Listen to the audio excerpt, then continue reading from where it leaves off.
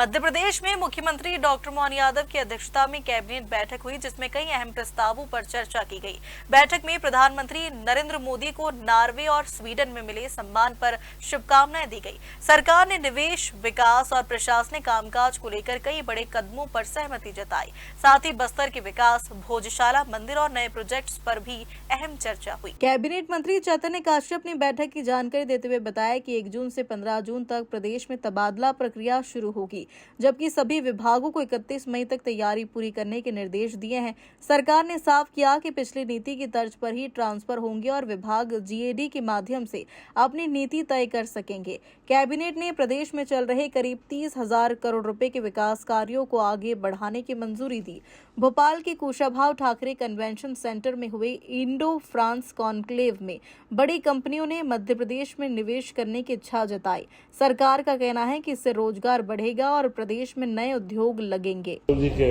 अध्यक्षता में मध्य प्रदेश सरकार की कैबिनेट बैठक संपन्न हुई और इसमें सर्वप्रथम माननीय मुख्यमंत्री जी द्वारा प्रधानमंत्री जी को जो स्वीडन और नॉर्वे के सर्वोच्च सम्मान प्राप्त हुए हैं, उसके लिए प्रधानमंत्री जी को बधाई दी कि देश के अंदर, दुनिया के अंदर वे भारत का नाम सर्वोच्च स्थान के ऊपर ले जा रहे हैं। इसी के साथ में उन्हें नॉर्वे का प्रतिष्ठित जो पुरस्कार है, grand cross of the royal Norwegian order of merit, उनको दिया गया। उसी के साथ स्वीडन में royal order of polar star commander grand cross सम्मान से सम्मानित किया गया। यह हमारे भारत की बढ़ती ताकत व उसके महत्व को रेखांकित करता है। इसी के साथ में माननीय मुख्यमंत्री जी ने उल्लेख किया इंडो फ्रांस कॉन्क्लेव, जो पिछले दिनों कुशाभाऊ ठाकरे सभागृह के अंदर संपन्न हुई थी। उसमें फ्रांस के राजदूत थियरी मथाऊ ने पूरी भागीदारी करी। दिन भर का जो क्रम चला और उसमें करीब 150 से ज्यादा प्रतिनिधि हमारे देश के जो फ्रांस के साथ में व्यापार करते हैं, ऐसे उद्योगपति, व्यापारी, लॉजिस्टिक के, ग्रीन एनर्जी के विभिन्न क्षेत्रों के सारे प्रतिष्ठित लोग शामिल हुए और उसमें मध्य प्रदेश के लिए पोमा रोकवेस, एआई वेनिसिटी and Medicaps university, Dassault Systemes, सिएस्टा और एनजी जैसे प्रमुख संस्थानों ने मध्य प्रदेश में निवेश करने के बारे में रुचि बताई है। पिछले दिनों एक महत्वपूर्ण कार्य मध्य प्रदेश के अंदर किया गया, वह था निगम मंडलों के अंदर अध्यक्षों की व सदस्यों की नियुक्ति। यह लंबे समय से रुका हुआ काम था और काफी निगम मंडलों के अंदर नियुक्तियां हुई, परंतु मुख्यमंत्री जी ने इसमें एक बड़ा गंभीर चिंतन ये रखा कि जो निगम मंडल के हमारे नए पदाधिकारी आए हैं, उन्हें तत्काल काम की गति कैसे मिले, इसके लिए प्रशिक्षण शिविर लगाया जाए। उन्होंने यह भी उल्लेख करा कि जब वो 2003 में पहली बार वे उज्जैन विकास प्राधिकरण में आए थे,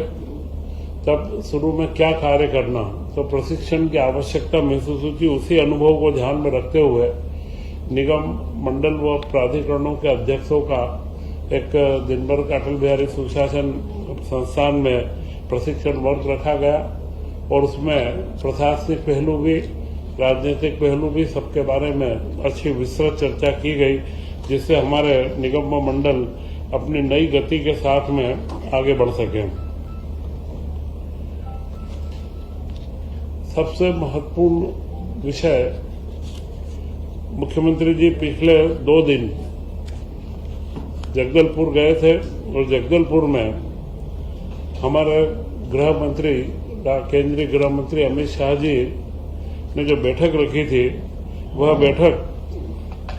बस्तर के अंदर उजर बस्तर कार्यक्रम में उन्होंने मध्य प्रदेश के पुलिस अधिकारी व कर्मचारियों को सम्मानित किया। डीजीपी सहित कई प्रमुख हमारे जो गृह विभाग के कर्मचारी थे, वो मुख्यतः यह प्रयोजन जो रखा गया था, यह नक्सल मुक्त भारत अभियान का जो गृह मंत्री जी का संकल्प था, उस संकल्प को मार्च 2026 तक पूर्ण करना था, परंतु मध्य प्रदेश ने इस संकल्प को दिसंबर 2026 में ही प्राप्त कर लिया और अभी वर्तमान में पूरे देश के अंदर यह संकल्प पूर्णता की ओर आ चुका और इसीलिए मुख्यमंत्री जी ने इसकी बैठक बस्तर क्षेत्र में ही रखी, क्योंकि बस्तर का क्षेत्र ही सबसे ज्यादा प्रभावित था और वहां पर जो मध्य क्षेत्रीय कमान है उसके सारे मुख्यमंत्री, उप मुख्यमंत्री व सारे अधिकारी एकत्र हुए। परंतु वहां पर अमित शाह जी ने एक बड़ा महत्वपूर्ण बिंदु जिसको रेखांकित करा है, वह है कि नक्सल मुक्त तो हमने कर लिया, परंतु पिछले 30-35 सालों से इस नक्सलाइट भावना के कारण से उस क्षेत्र की हमारी जनता को जो नुकसान हुआ, एक पूरी पीढ़ी जो कई लाभों से वंचित रह गई है, उनको अब हम जल्द से जल्द कैसे लाभ दें, इसके लिए उन्होंने सारे मुख्यमंत्रियों को निर्देशित करा है और हमारे मुख्यमंत्री डॉक्टर मोहन यादव जी ने भी मध्य प्रदेश के अंदर इसके लिए तत्काल योजना बना करके और उन प्रभावित क्षेत्रों के अंदर विकास की धारा हम जल्द से जल्द कैसे पहुंचाएं, इसके लिए एक योजना बनाने का निश्चित किया है और हम लगता है कि उस क्षेत्रों के अंदर अपनी एक भूमिका, महत्वपूर्ण भूमिका मध्य प्रदेश में लेंगे। जैसा नक्सल मुक्त हमने करा है, ऐसा ही वह क्षेत्र विकास की मुख्य धारा के अंदर हम जल्द से जल्द हर व्यक्ति को, जिनको जो लाभ मिलना था, जो वहाँ की खेती के अंदर विकास होना था, वहाँ की सिंचाई व्यवस्थाओं के अंदर काम रुके थे, सड़कों के काम रुके थे, उन सबको हम बहुत तेजी से गति देंगे। इसी के साथ में जो आप और हम सब जानते हैं, 3 रोज पहले हाईकोर्ट के माध्यम से धार का जो निर्णय हुआ, वाग्देवी मां सरस्वती का जो भोजशाला का मंदिर था, उस मंदिर को अधिकृत रूप से हाईकोर्ट ने वाग्देवी का मंदिर माना और उस मंदिर के अंदर 750 वर्ष पूर्व की बात, अयोध्या का मंदिर भी 500 साल पहले तोड़ा गया था, परंतु धार का जो भोजशाला मंदिर है, इसे 750 साल के बाद में आज उसका मुख्य स्वरूप या उसकी जो मुख्य धारणा है उसके अंदर उसको लाने के अंदर मध्य प्रदेश सफल हुआ और यह निश्चय बताता है कि हमारे जो प्राचीन, हमारी जो गौरवशाली कथाएं थी, गौरवशाली हमारा इतिहास रहा है, उस इतिहास को अब हम पूरे दुनिया के सामने वापस से पुनर्स्थापित करने में आगे बढ़ेंगे। इन सारे विषयों के बाद कुछ महत्वपूर्ण विषय, इसी के साथ आज करीब 30,000 करोड़ के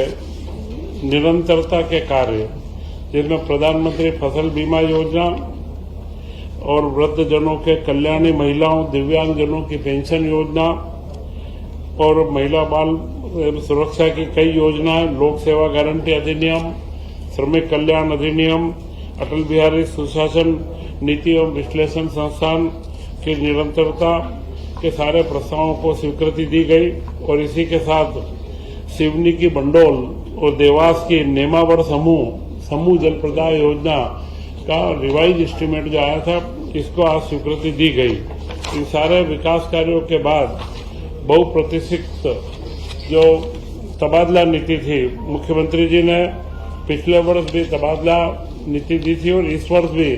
उन्होंने उसकी निरंतरता रखी है कि इस वर्ष भी मध्य प्रदेश में 1 जून से 15 जून तक तबादले किए जाएंगे। पिछली नीति में और इस नीति में कोई बहुत मौलिक अंतर तारीख का है, पहले 1 माह था, अब की बार 1 से 15 जून तक का इसमें समय रखा है। और अगर कोई विभाग, बड़े विभागों में अगर कोई नीति उनकी अपनी बनाना है तो वह जीएडी के में सामान्य प्रशासन विभाग के माध्यम से मुख्यमंत्री की अनुशंसा से वे अपनी नीति विभाग बना सकेंगे।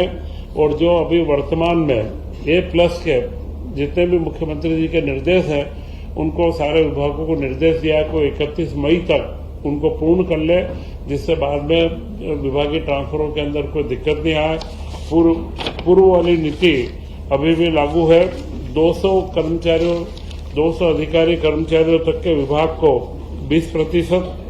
और 200 से 1000 तक 20+, जो 200 से 800 है उसमें करीब 15%, और उसके पश्चात 2000 तक 1000 से 2000 के बीच में उनका अतिरिक्त जो गुणांक निकलेगा, जो जोड़ आएगी, उसको जोड़ते हुए 10% 1000 से 2000 में और 2000 से अधिक के विभागों में 5% के ट्रांसफर किए जाएंगे। लास्ट ईयर के बराबर ही रहेगा। जो सामान्य रूप से अति गंभीर बीमारी के और जो कैंसर, किडनी या मेडिकल बोर्ड की अनुशंसा पर स्थानांतरित किए जाते हैं, उनका इसमें समावेश नहीं किया जाएगा। और पति पत्नी के स्थल से स्थानांतरण स्वयं की बीमारी, एक मुख्य ध्यान आप रखें कि इधर उधर रिश्तेदारों की या परिवारों की नहीं, स्वयं की बीमारी तथा निर्धारित सीमा में उनको बाहर रहेंगे। 2 चीजों को इस बार इसमें बाहर रखा है, क्योंकि कई ऐसे पति पत्नी के जो ट्रांसफर है या खुद स्वयं बीमार है, उन ट्रांसफर को इससे बाहर रखा गया है। बाकी सारे ट्रांसफर इसके अंदर समाहित किए जाएंगे। निर्णय है कब से